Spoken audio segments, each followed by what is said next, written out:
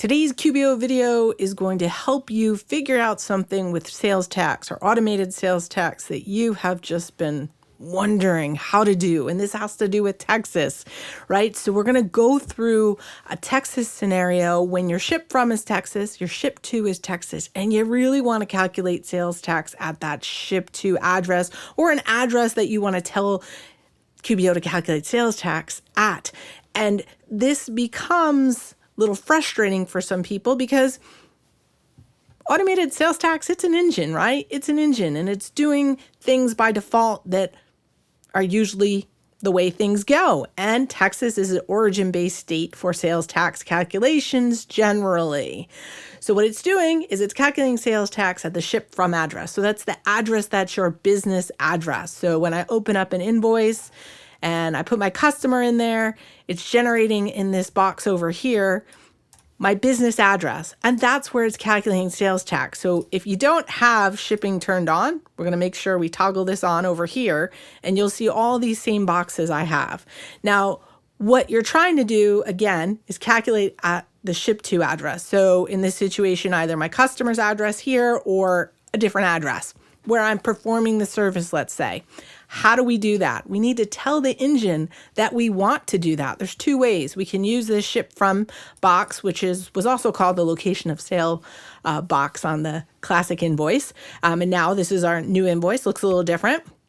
And we can also, another way to do that is to map our products or services to tell the engine, hey, we want to calculate sales tax at the ship to for this particular product or service. So let's go through this and I'll show you how to do it.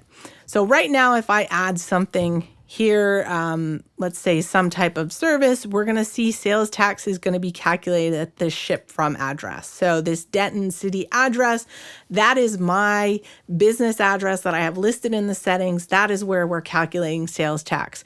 But let's say I don't want to calculate sales tax there. I want to calculate sales tax at a different address. Or I want to calculate it at my customer's address.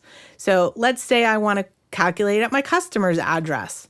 One of the things I can do is I can set up a product or service and I can tell it, calculate this at the destination address anytime I use this product or service.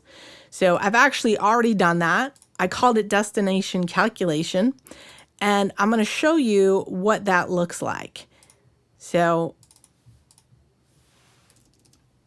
right now, got $1,000 in there, it calculated, and it is calculated in Austin. So that is my customer's address. So awesome, it's doing exactly what I want it to do.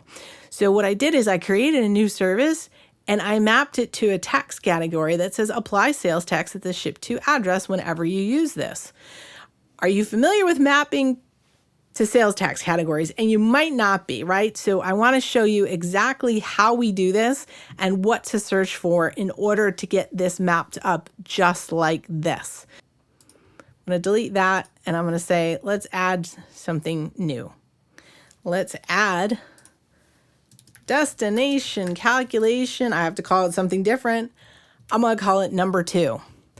So when we come down here, we see sales tax category. I'm going to click on this. It's trying to come up with what it's going to suggest for me, but instead I'm going to click on view all tax categories, and I can come over here and I put Texas in this box and we see this option come up, apply sales tax at the ship to address where permitted under state law. So I'm going to map to that. I'm going to say select this.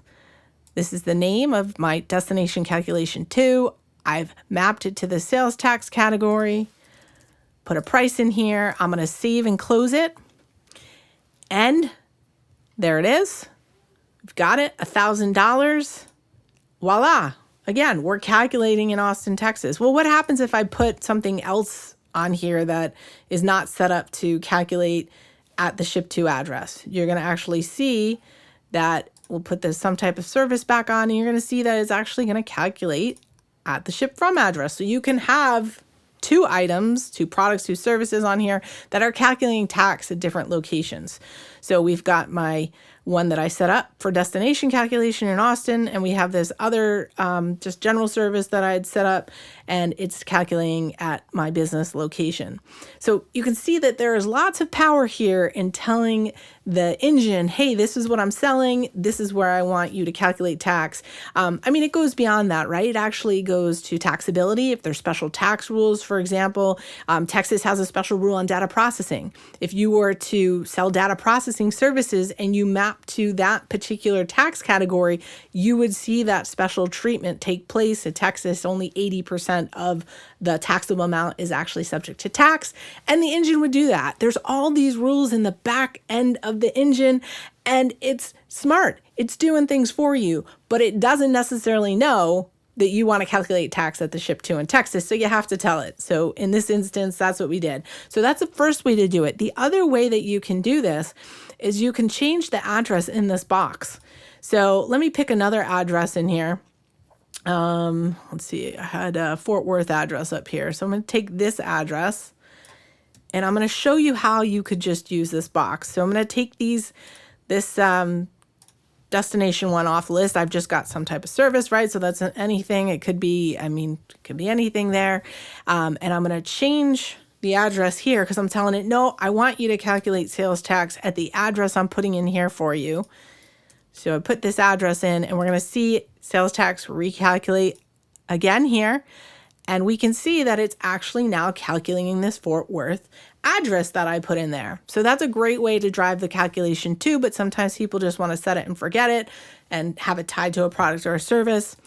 But I hope this was all super helpful for you today in demystifying how to charge sales tax at either a ship to address in Texas or, again, any address that you want to charge sales tax at.